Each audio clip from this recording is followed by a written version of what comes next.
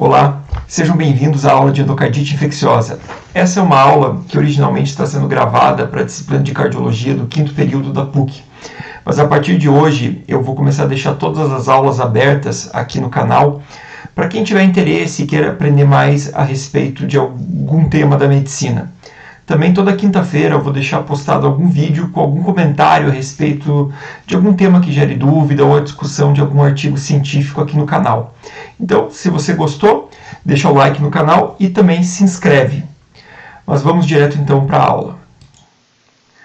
Bom, gente, hoje a gente vai conversar a respeito da endocardite infecciosa. Esse é um tema que pode parecer um pouco chato no começo, um tema que gera muitas dúvidas nos alunos de medicina. Então, a gente vai focar do início até o tratamento. E também temos um problema, que quando você vai ler as diretrizes, às vezes você acha muita divergência entre elas.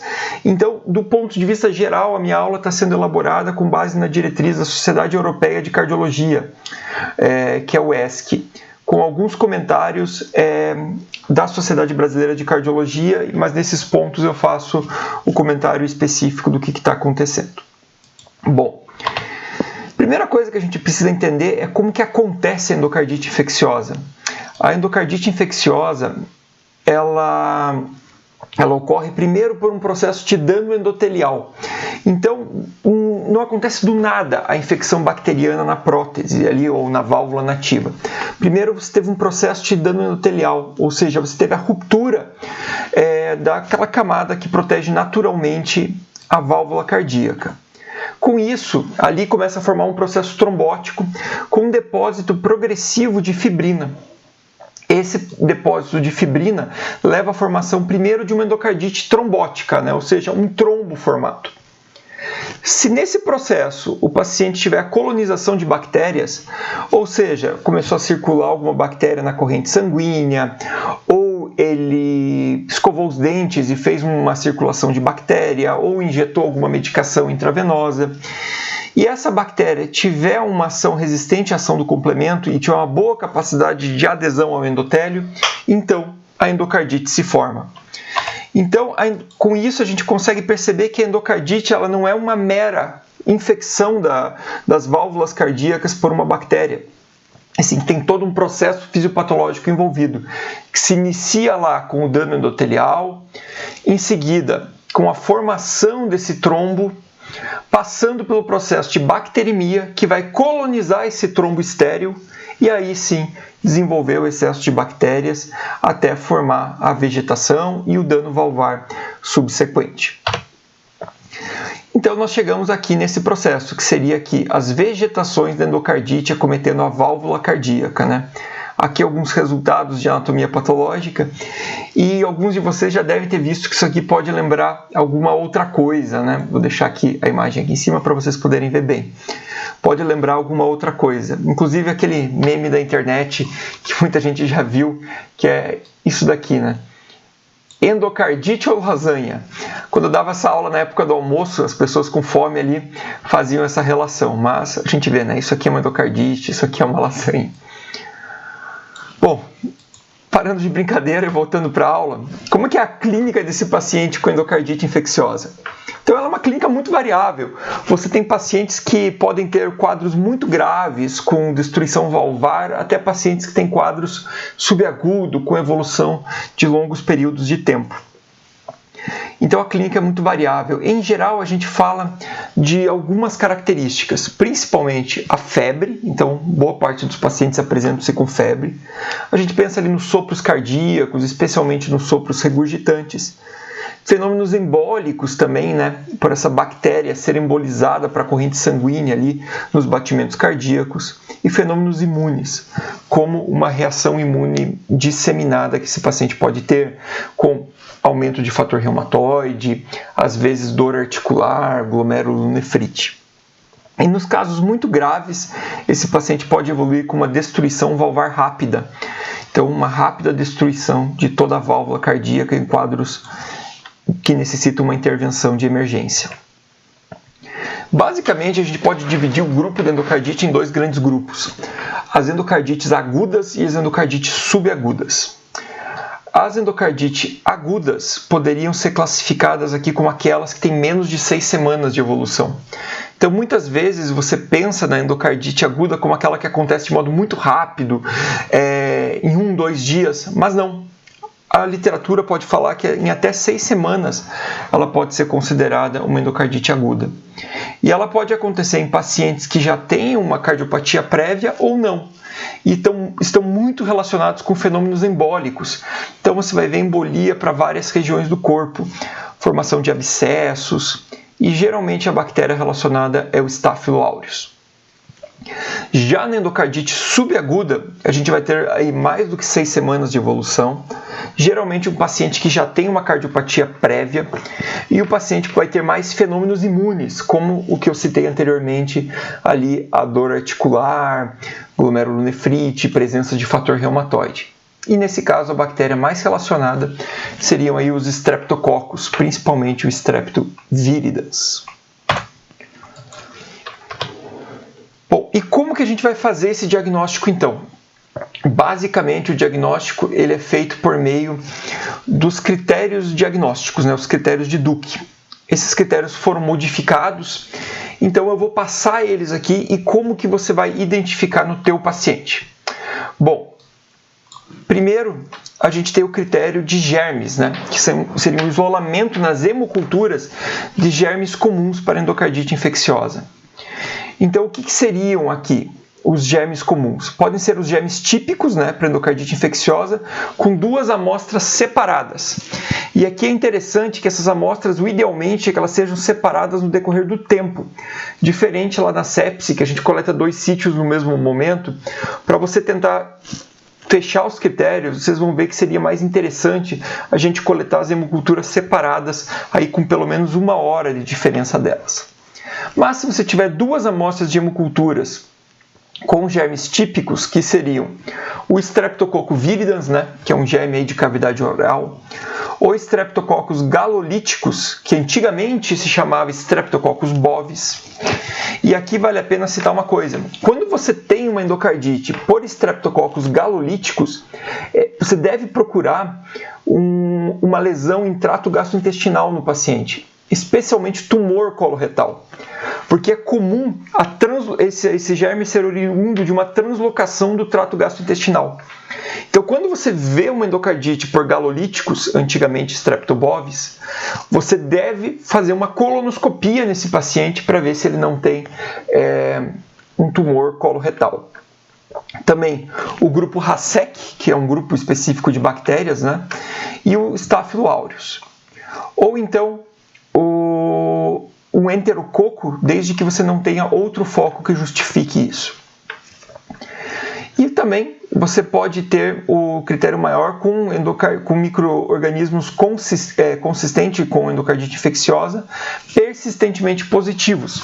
E aí você vai considerar aqui mais do que 2 amostras separadas em 12 horas, ou 3 ou mais, se você tiver mais culturas, separadas com pelo menos 1 hora de diferença entre elas. E ainda o outro critério microbiológico seria uma cultura positiva para Coxiella. Como a Coxiella é um germe intracelular obrigatório, se você pegar ela na hemocultura, ela já pode ser considerada um critério maior. É a única que em amostra isolada pode ser considerada um critério maior. Além disso, o segundo critério maior seria a presença de uma imagem compatível. E o que seria uma imagem compatível? Se nós olharmos a diretriz europeia, ela cita aqui, um ecocardiograma compatível para endocardite infecciosa poderia ser ou a presença de uma vegetação típica, como nós vimos ali nos achados histopatológicos, no anátomo patológico, mas olhando aqui no ecocardiograma, a presença de um abscesso valvar, um pseudoaneurisma ou uma fístula intracardíaca, ou ainda uma perfuração, a formação de um aneurisma real ou a deiscência de uma prótese previamente. Então ele já teve lá uma doença valvar, ele colocou uma prótese e essa prótese fez uma deiscência. Os outros métodos que ele cita aqui, como o SPECT, o PET-CT, ou a tomografia cardíaca, a gente vai ver que elas não são muito utilizadas, não estão muito disponíveis no nosso meio. Por isso eu gostaria que vocês focassem aqui no ecocardiograma. E o interessante é que nos critérios de Duke modificado, o sopro, que anteriormente um sopro regurgitante novo poderia ser classificado como um critério maior, não. Então agora, o que é critério maior? Grava aqui. O isolamento de germes comuns da endocardite infecciosa e uma imagem compatível. Esses são os dois critérios maiores. O que seriam então os critérios menores? Os critérios menores, o primeiro deles seria o fator predisponente. E o que é o fator predisponente? É algo que gere aquele fator inicial lá que a gente viu da fisiopatologia, que seria o dano endotelial. Então, seria alguém que já teve uma lesão cardíaca prévia, como vocês acabaram de sair do módulo de valvopatias. Então, um paciente que já tem uma estenose mitral reumática, um paciente que tem ali uma válvula aórtica bicúspide, uma lesão cardíaca prévia. Ou então que seja usuário de drogas injetáveis. Porque esse usuário de drogas injetáveis, ele está fazendo muita circulação de bactéria. A gente supõe que o usuário de droga, ele não tem a técnica antisséptica adequada para fazer a injeção da sua droga. Então, ele coloca muita bactéria para dentro da sua corrente sanguínea. Por isso que a gente considera como um fator de risco. A presença de febre também entra como um critério menor. Então, o fator predisponente seria um critério menor, a presença de febre maior do que 38 graus seria outro critério menor. Além disso, a gente teria os fenômenos vasculares, que seriam aqueles fenômenos embólicos. E o que são eles? Primeira coisa seria o infarto pulmonar séptico, que seria isso aqui, ó. Várias áreas de pneumonia em pontos aleatórios. Geralmente isso aqui é uma endocardite do lado direito do coração que está mandando êmbolos sépticos, então está mandando bactéria para várias regiões do pulmão, gerando essa característica, que seriam os infartos pulmonares sépticos. A gente tem também o aneurisma micótico, e cuidado com esse termo, aneurisma micótico, muitas vezes o pessoal acha assim, micótico, então está relacionado com fungo, mas não tem nada a ver, tá? O aneurisma micótico, ele é um aneurisma que ele é causado por uma embolização séptica no vasa vasorum do vaso, Se você lembrar, o vasa vasorum é aqueles vasos que nutrem a parede do vaso. Então, o aneurisma micótico é uma embolização para esses pequenos vasos, que fazem a destruição da parede e o desenvolvimento aqui do aneurisma em si. Além disso, a gente pode ter hemorragias, Ele emboliza distalmente lá e faz uma ruptura de vasos. Então aqui a gente tem algumas hemorragias, como por exemplo aqui, o que a gente chama aqui as hemorragias em estilha, Que são essas hemorragias ungueais. Aqui a gente tem umas hemorragias oculares. Eu lembro lá que há muitos anos atrás, uns 3, 4 anos atrás, não faz tanto tempo também, no internato, eu acabei fazendo o diagnóstico de endocardite infecciosa em um aluno, justamente por causa dessas lesões ungueais aqui. Ele estava com febre e começou a abrir essas lesões. Então, vendo essas lesões ungueais aqui na unha, essas estilhas, você pode suspeitar sim de endocardite infecciosa. Além disso, a gente tem uma alteração chamada manchas de Janeway. As manchas de Janeway, elas são manchas palmoplantares, que seriam essas manchas aqui no pé do paciente ou nas mãos. Elas são também focos de embolização. Então, elas são focos de embolia distal que estão acometendo aqui. Então, são danos vasculares também e também entram como critério menor. Vale lembrar que se ele tiver vários critérios, então ele tem lá hemorragias, tem manchas de Janeway, tem um aneurisma micótico e infarto pulmonar séptico. Coitado do paciente, tem tudo isso. Ele entra como um critério só, que é o fenômeno embólico ou fenômeno vascular. Por outro lado, nós temos os fenômenos imunes, relacionados à resposta imune à endocardite. E o primeiro deles é o fator reumatoide positivo. Então você faz a detecção de fator reumatoide nesse paciente. A segunda, como eu citei, é a glomerulonefrite. Você pode ter uma reação imune desencadeada que forma imunocomplexos que vão se depositar lá no rim, fazendo uma glomerulonefrite igual a que vocês conhecem lá da nefro, né? Como, por exemplo, a glomerulonefrite pós-estreptocócica, né? É uma reação imune que acaba depositando o imunocomplexo no rim, gerando um dano renal. Outro fenômeno imune muito clássico são os chamados nódulos de Osler. Eles são nódulos que acontecem na porção distal dos dedos. Diferente da mancha de Janeway, que ela é palmoplantar, aqui não, ele é no dedo mesmo, na região mais distal. E ele é um nódulo avermelhado e bastante doloroso. O paciente diz que isso aqui dói muito quando aparece. Tomem cuidado para não confundir, isso aqui não é fenômeno embólico, isso aqui é fenômeno imune. É uma reação imune que acontece formando esses nódulos aqui. E também temos as manchas de Roth. As manchas de Roth são uma reação imune que acontecem lá no fundo de olho. Então você vai fazer o fundo de olho do paciente e você vai ver essas manchas aqui no fundo de olho. Elas são um fenômeno imune também. Muita gente confunde com fenômeno embólico, achando que é embolia para a região retiniana, mas não é. É uma reação imune. Tá certo, gente? E por fim, a gente tem o quinto critério menor, né? Que seriam outros critérios microbiológicos. Então, quando você isola uma bactéria que não é clássica, você tem algum isolamento de germes que não fecham critérios maiores. Então, em resumo, gente, critérios maiores. 2 hemoculturas separadas positivas para um germe típico, né? Que daí a gente entra aqui o Streptoviridans, o Streptobovis, hoje chamado galolíticos, o grupo Racec, o Staphylo aureus e o Enterococo, né? Lembrando que a Coxiella também é critério maior e em amostra isolada daí, e que idealmente essas amostras são separadas no decorrer do tempo. Um ecocardiograma com evidência de envolvimento endocárdico, né, com lesão valvular típica, né, geralmente vegetação, abscesso ou deiscência de uma prótese antiga. E pode entrar aqui também o aneurisma ou o pseudoaneurisma, né. Os critérios menores seriam um fator predisponente, né, como eu citei, as lesões valvares prévias, ou então aqui usuários de drogas intravenosas. A presença de febre, a presença dos fenômenos vasculares, né, e a presença dos fenômenos imunes, ou então uma evidência microbiológica que não bata com critério maior.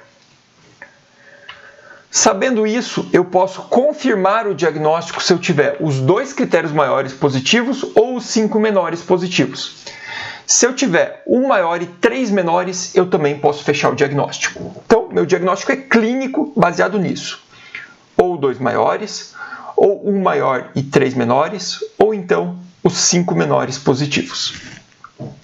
Eu posso dizer que esse diagnóstico é possível, né? Ou seja, é possível se eu tiver 1 maior e 2 menores, ou então se eu tiver 3 menores isolados sem 1 maior.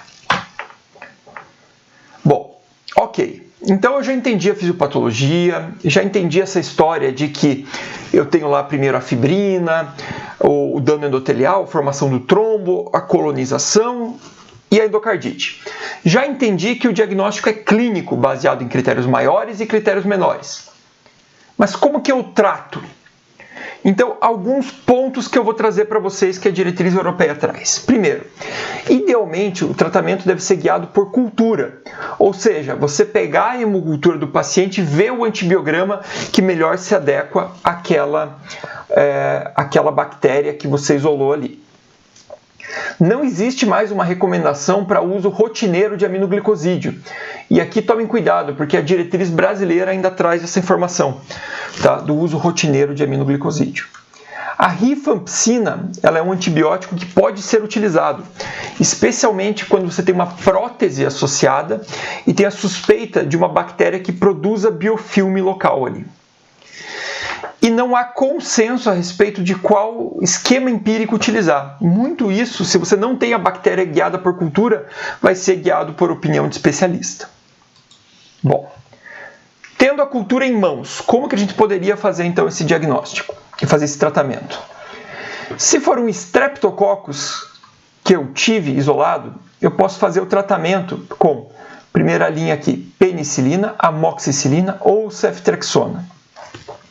Como o tratamento deve ser feito por dose intravenosa, e a penicilina G aqui ela tem uma posologia muito ruim, que seria 4 a 6 horas, ou então a amoxicilina, que deveria ser feito intravenoso e a gente não tem aqui no Brasil, a gente acaba utilizando essa opção aqui, que é a ceftriaxona, que pode ser feita em 2 gramas por via intravenosa ou intramuscular uma única vez ao dia. Certo? Então, esse seria o esquema aqui que eu recomendaria que vocês guardassem para o streptococo. A ceftriaxona uma vez ao dia. Se precisar encurtar o tratamento, você poderia fazer lá a associação com aminoglicosídeo. No entanto, ele coloca aqui que tem que colocar muito cuidado aí com a questão da função renal nesses pacientes. Caso você esteja diante de um Streptococcus resistente, o que não é muito comum aqui no Brasil, aí sim você poderia associar a ceftriaxona com o aminoglicosídeo, né? Com a gentamicina. Se você isolar um enterococo, a gente tem basicamente 3 esquemas recomendados. Um esquema de amoxi com genta, um esquema de AMP e ceftriaxona e um esquema de vanco e genta. Qual que ele recomenda que vocês utilizem? Esse esquema aqui. Uma vez que são 2 drogas que são menos nefrotóxicas, né, do que a gentamicina. Então, esse poderia ser o esquema de escolha. No entanto, se for o Enterococcus faecium que você isolar e não o fecalis, que é o mais comum, aí você teria que optar por algum desses outros esquemas aqui, certo? Mas veja, não fique decorando qual antibiótico usar na endocardite infecciosa. Entenda que você precisa ter a bactéria na mão, ver o antibiograma e o perfil dessa bactéria, e aí sim um esquema vai ser desenhado para esse tratamento. Isso aqui é uma sugestão, beleza, gente? Já para o estáfilo, se ele for um estáfilo sensível, a sugestão seria o uso aqui de oxacilina, tá? E nos pacientes alérgicos ou resistentes, poderia-se utilizar vanco ou daptomicina. Certo? Uma opção seria aqui o uso de sulfametoxazol com trimestoprim, mas não é uma droga de primeira linha, definitivamente não é um tratamento de primeira linha. Não vou focar demais aqui, porque isso aqui varia de região com região, de acordo com o perfil de resistência que você tenha no teu hospital e de acordo com o antibiograma da bactéria que você isolou. O regime empírico, e isso aqui é bem interessante, o regime empírico ele é sugerido para pacientes graves. Tá? Se o teu paciente não tiver instabilidade, ele não for um paciente grave, você deve esperar o resultado das culturas, coleta as hemoculturas, não tem pressa. Muitas vezes eu vejo o pessoal chegar no pronto atendimento e querer sair fazendo antibiótico o mais rápido possível, porque teve uma suspeita de endocardite. Lembra que eu falei lá no começo, o processo de endocardite ele é lento, tem toda aquela fisiopatologia envolvida. Então, muitas vezes, você pode esperar um tempo para iniciar o antibiótico, o tempo de coletar algumas amostras de hemocultura, o tempo, eventualmente, até dessas culturas estarem com o resultado pronto. Então, não precisa todo paciente sair fazendo o mais rápido possível. Então, até é ideal que você colete as culturas antes do resultado do antibiograma, justamente da coleta da hemocultura, justamente para não alterar o exame. Agora, se o paciente é grave, aí a gente não pode esperar. E para isso, daí, o que os esquemas recomendam? Que você faça um esquema que cubra as principais bactérias. Então, colocando uma ampicilina para cobrir o enterococo, colocando uma oxacilina para cobrir o estáfilo e cobrir também o estrepto, e a gentamicina daí associada para ampliar a cobertura, né? Especialmente para o enterococo. Se o paciente for alérgico, poderia... As penicilinas, né? A ampicilina e a oxacilina são penicilinas. Você utilizaria daí um esquema de vancomicina com gentamicina. E se ele tiver uma uma prótese valvar recente, né, há menos de 12 meses, e você, como você ainda não sabe qual bactéria é, e o estáfilo é uma bactéria produtora de biofilme, você poderia associar também a rifampicina nesses casos. Ok, eu entendi que o tratamento antimicrobiano ele é feito idealmente guiado por culturas. Eu entendi toda aquela fisiopatologia e minha dúvida é agora, quando indicar cirurgia para esse paciente? Quando eu faço o tratamento clínico e quando eu faço o tratamento cirúrgico? Então, gente, basicamente o tratamento cirúrgico, se você for ler a diretriz, você vai ficar um pouco confuso, porque ele traz lá um monte de indicações, e eu tentei deixar isso de um modo mais didático nesses slides aqui para vocês. Então, basicamente você indica por 3 situações. A primeira seria insuficiência cardíaca aguda, a segunda seria infecção não controlada, e a terceira seria prevenção de fenômenos embólicos. Vamos esmiuçar um pouquinho cada uma delas. Bom, a insuficiência cardíaca aguda, ela seria designada como aquele paciente que faz uma insuficiência valvar, causando um edema agudo de pulmão ou um choque cardiogênico. Então aquele paciente chega muito grave, ele chega lá com falta de ar extrema, edema agudo de pulmão, hipotenso, um paciente muito grave. Ou então, o paciente que ele ainda não está nessa fase, mas quando você faz um ecocardiograma, você vê que ele está caminhando para isso. Ele está com sinais de iminente falência cardíaca. Então, ele já está com um ventrículo esquerdo entrando em falência. Então, essa seria a situação de insuficiência cardíaca aguda. Ou aquele que já está, ou aquele que pelo ecocardio está em iminência de evoluir para uma insuficiência cardíaca aguda. Então, eu posso ter também a situação de infecção não controlada. Então, seriam aqueles pacientes que têm ali um abscesso formado, tem o pseudoaneurisma, tem uma vegetação crescente apesar do uso do antimicrobiano. Então, eu estou começando ali o tratamento clínico, mas a vegetação continua crescendo. Os pacientes que têm endocardite por fungo. Fungo responde muito mal ao tratamento antimicrobiano, né? No caso aqui com anfotericina B ou com as ectocandinas, ele responde muito mal. Então, eu tenho que associar o tratamento cirúrgico. Também poderíamos considerar a infecção de prótese por estafilococcus, né? Já que o tratamento vai ser mais difícil. E por fim, a gente tem a prevenção de fenômenos embólicos, né? Então, aquelas endocardites que têm alto risco de fazer embolização, que seriam as vegetações maiores do que 10 milímetros com fenômeno embólico já, né? Então ele já fez um AVC isquêmico, já fez ali um aneurisma micótico, já fez um êmbolo séptico, apesar já de 10 dias de terapia. Então eu já dei 10 dias de tratamento, a vegetação ainda tem mais do que 10 milímetros e está embolizando. Deixa eu tirar então só a minha imagem daqui para vocês poderem ler o slide.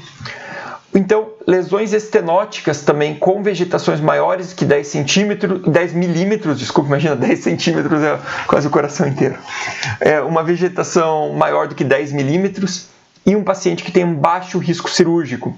Então, um paciente, lá um jovem, um paciente com baixo risco cirúrgico e com uma lesão maior do que 10 milímetros numa lesão estenótica. E também qualquer vegetação aí maior do que 3 centímetros, né? 30 milímetros. É uma vegetação muito grande, com alto risco de se soltar e embolizar de modo sistêmico. Bom, uma grande dúvida que nós temos em endocardite infecciosa também é: então tudo bem, eu já entendi a fisiopatologia dela, eu já entendi como que eu faço o diagnóstico, já entendi que o tratamento antimicrobiano tem que ser guiado por cultura, idealmente. Eu já entendi que as indicações cirúrgicas são para pacientes mais graves, né? Um paciente que rompeu a cordoalha, fez insuficiência cardíaca aguda. E a profilaxia, então como que eu previno a endocardite? Bom, isso aqui é um dado que eu gosto de trazer aqui na aula. Novamente, deixa eu tirar minha imagem aqui, colocar aqui para cima. Isso aqui é um estudo já um pouco mais antigo, de 2015, do Lancet, que tem a seguinte história. Lá no Reino Unido, no começo, fazia-se profilaxia de endocardite infecciosa para praticamente todo mundo, tá? Era indicado lá profilaxia de endocardite infecciosa. Todo mundo que fosse fazer ali um procedimento em mucosa oral, já que o paciente vai explorar a gengiva dele, vai fazer ali uma extração dentária, vai fazer algum procedimento que envolva mucosa oral, era recomendado que ele fizesse profilaxia, tá certo? Em 2008, as evidências começaram a apontar que fazer a profilaxia não mudava muito, já que escovando os dentes, se o paciente tivesse dentes em mau estado de conservação, poderia fazer circular bactéria, poderia fazer bacteremia. A gente começou a aparecer evidências que talvez não valesse tanto a pena assim fazer endocardite, fazer a profilaxia para endocardite em procedimentos dentários. Então, em 2008, o Reino Unido falou o seguinte: gente, chega, não existe mais indicação de fazer profilaxia.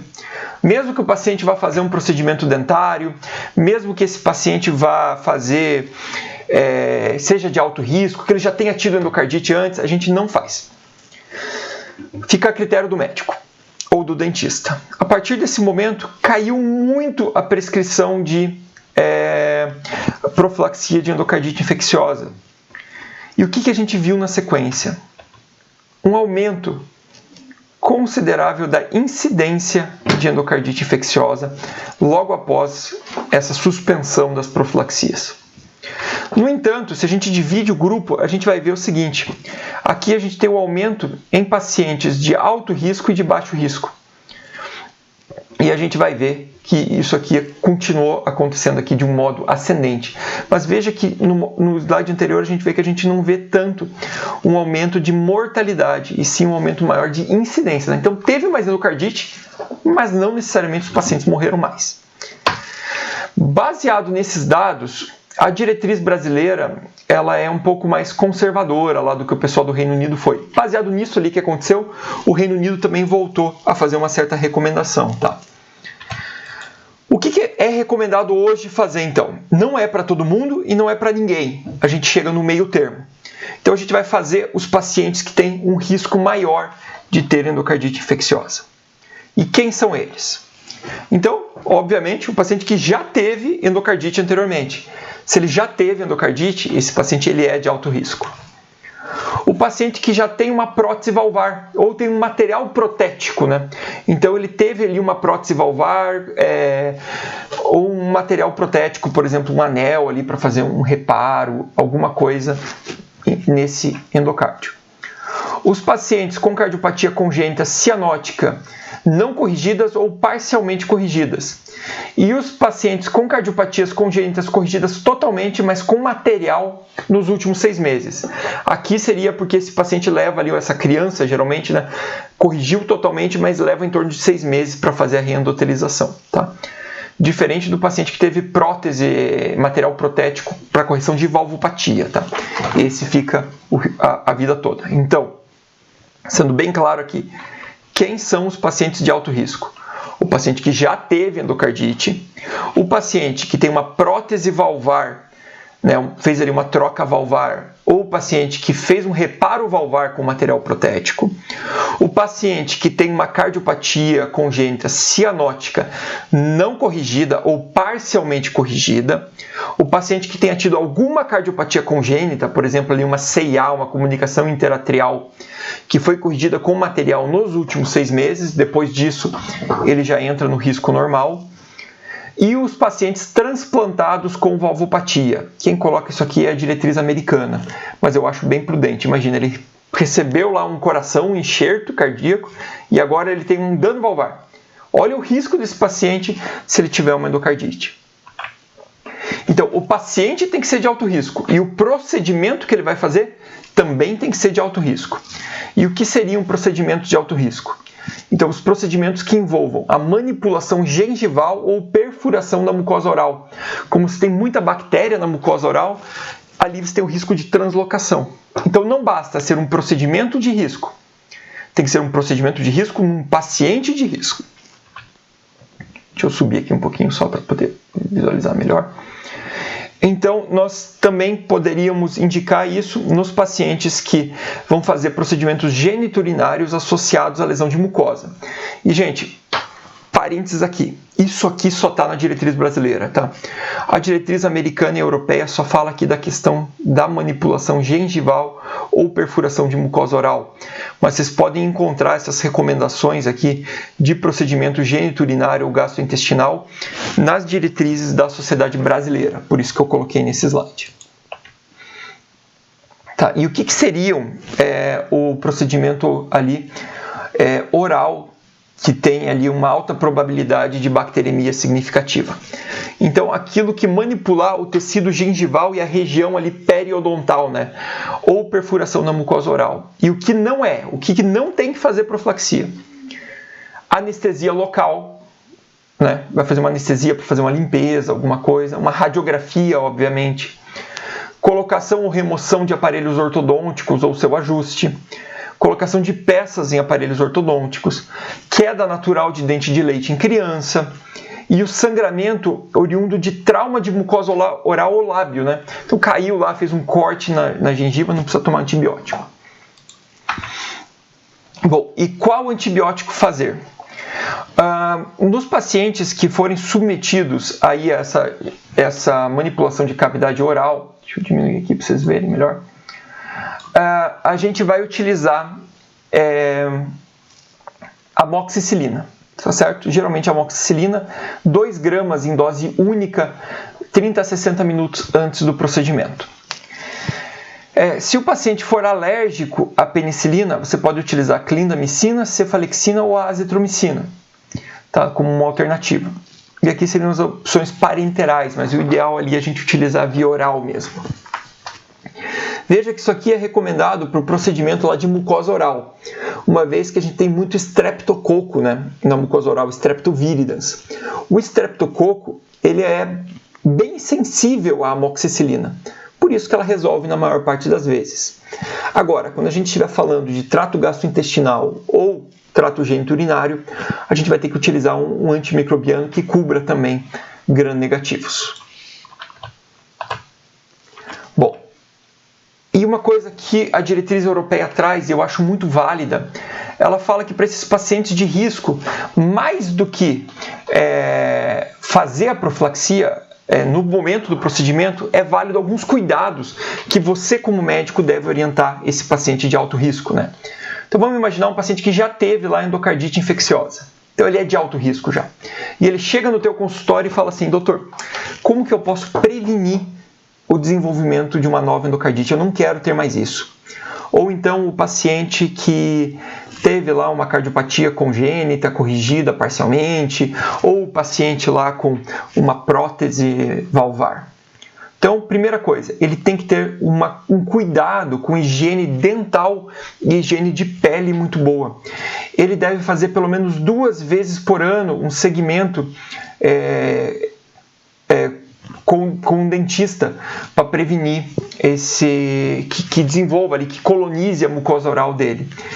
Porque uma vez que ele tenha a colonização bacteriana, ele já tem o dano endotelial formado lá da fisiopatologia. Então, a bactéria circulando, ela já é um fator de risco a mais. Então, vamos prevenir que ele se colonize. Uma vez que quando ele escovar os dentes, por exemplo, se ele tiver dentes em mau estado de conservação, ele pode ter uma bacteremia. Caso ele tenha feridas, então imagina que ele é diabético e tem lá um pé diabético associado, essas feridas têm que estar de modo asséptico, né? Tem que estar desinfectadas, então cuidado com as feridas. Ele deve, qualquer tipo de carreamento crônico de bactérias, então o paciente que é colonizado por Staphylo aureus ou que tem lá bacteriúria, esse paciente deve ser erradicado para essa colonização bacteriana crônica. Sempre que ele tiver uma infecção bacteriana, ele vai tratar de modo curativo. Então ele vai ter que fazer o ciclo completo de antibiótico, mais até do que outros pacientes. E de maneira alguma ele deve se automedicar com antibiótico, uma vez que pode desenvolver resistência antimicrobiana em outro momento.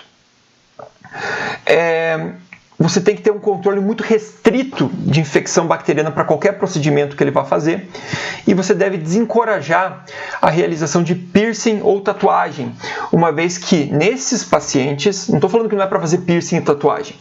Agora, se você já teve endocardite, eu vou dizer que é para não fazer piercing ou tatuagem, uma vez que esses procedimentos, numa pessoa que não tem um fator predisponente, levam a uma bacteremia que não é tão significativa, mas no paciente que já tem a primeira etapa lá da fisiopatologia, pode ser isso que desencadeie a endocardite. E também limitar o máximo possível essa questão aqui de acesso central, quando tiver em catéter periférico, fazer uma troca cada 3 a 4 dias. E limitar a infusão, né, intravenosa, preferir sempre medicação oral. Mesmo que a gente, no ambiente hospitalar, tenha todo um cuidado de antisepsia para infusão intravenosa, diferente lá do usuário de droga que a gente tinha comentado, mas ainda assim existe o risco da translocação bacteriana acontecer, né? Por isso, a gente tem esse cuidado todo de trocar ali a cada 3 dias o catéter e evitar o máximo possível o uso dessas medicações intravenosas. Bom, gente, tentei ser breve aqui na minha aula. Se você não estava prestando atenção até agora, olha para cá e vamos resumir a aula em 2 slides. Primeira coisa, o diagnóstico de endocardite ele é feito por clínica, culturas e imagem. O tratamento ele deve ser idealmente guiado por culturas, sendo que o tratamento cirúrgico ele é utilizado para casos específicos. E a profilaxia para procedimento dentário ela é indicada para os pacientes de alto risco. Então, um procedimento de alto risco e um paciente de alto risco. O diagnóstico ele é feito pelos critérios de Duke, que tem os critérios maiores e os critérios menores, utilizando 2 critérios maiores, 1 maior e 3 menores, ou então 5 menores. O tratamento pode ser empírico, mas aguarde um pouco se você não tiver as culturas. Não precisa ter pressa para indicar um antimicrobiano. Se tiver que ter pressa, trate todas as bactérias possíveis ali num esquema que cubra tudo. O tratamento cirúrgico, enfim, vai ser para aqueles casos de insuficiência cardíaca aguda. Então, o paciente que rompeu as cordoalhas mitral, a cordoalha da mitral, está fazendo um edema agudo de pulmão. O paciente que rompeu ali, fez um dano valvar extenso e está desenvolvendo insuficiência cardíaca aguda. Ou os pacientes que têm um sítio de difícil tratamento, como a endocardite fúngica. Ou ainda os casos em que tem alto risco de embolização, como uma válvula muito grande, um paciente que já embolizou apesar do tratamento antimicrobiano. E a profilaxia só para esses pacientes mesmo, quando realizada utilizando geralmente amoxicilina 2 gramas 30 a 60 minutos antes do procedimento. Gente, muito obrigado, tentei ser objetivo. Se ficou alguma dúvida a respeito da aula, pode comentar aqui embaixo mesmo no vídeo, ou então entrar em contato comigo pelo meu e-mail ou lá pelo Blackboard, se você estiver assistindo essa aula e for um aluno do 5º período da PUC. Bom, gente, muito obrigado, até o próximo vídeo e tchau!